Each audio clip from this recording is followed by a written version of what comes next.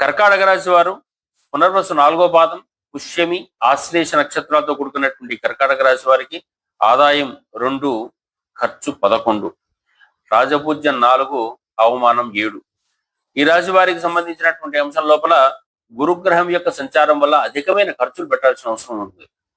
దైవికమైన, ధార్మికమైన, ప్రకృతిపరమైన, పశుపక్షాదులకు పోషించదగినటువంటి ఖర్చులు, అనాథాశ్రమ అన్నదాన సత్రాల నిర్వహణకు సంబంధించిన ఖర్చులు, వీటన్నిటిని వీళ్ళు ఈ సంవత్సరం పెట్టుకోవడం వల్ల ఈ వ్యర్థమైన ఖర్చులు లేకుండా పోతాయి. లేకుంటే ఖర్చులు పెట్టే అవకాశం, అనవసరమైన ఖర్చులు పెట్టేసి, అనవసరమైన ఖర్చులు అనే పదానికి ఎక్కడ వస్తుందంటే మనకు ఎక్కడ పెట్టాలి ఇవన్నీ కూడా అంటే ఆ పెట్టవలసినటువంటి ప్రదేశాలన్నీ కూడా హాస్పిటల్స్ లో పెడితే వ్యర్థమైన ఖర్చు, లాయర్ల దగ్గర పెడితే వ్యర్థమైన ఖర్చు, అదేవిధంగా మనకు పోలీస్ వ్యవస్థ లోపల పెట్టేటట్టయితే వ్యర్థమైన ఖర్చులు, ఈ విధంగా వ్యర్థమైన ఖర్చులు పెట్టకుండా జాగ్రత్తలు తీసుకోవాల్సినటువంటి అవసరం కనపడుతూ ఉంటుంది.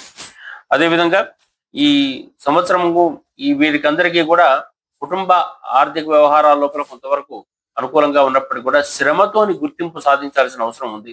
ఆ శ్రమతోని వీరు గుర్తింపు సాధించే ప్రయత్నంలో ఉంటారు. శనిగ్రహ సంచారం వల్ల దూర ప్రాంతాలకు వెళ్ళాలని అనుకుంటున్నప్పటికీ కూడా ఆశించినంతగా దూరం వెళ్ళలేరు. ముఖ్యంగా వీళ్ళు దైవిక కార్యక్రమాల మీద ఎక్కువగా దృష్టి పెట్టడం మంచిది. లేకపోయేటట్టయితే మనస్సును అప్రశాంతత గురి చేసుకుంటూ ఉంటుంటారు.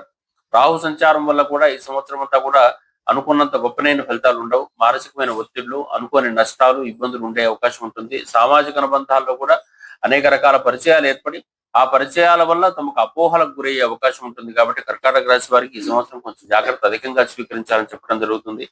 కేతు సంచారం వల్ల కూడా మాట విలువ తగ్గే అవకాశం, అధికమైన శ్రమ పొందే అవకాశం, గుర్తింపు లోపించే అవకాశం ఉంటుంది.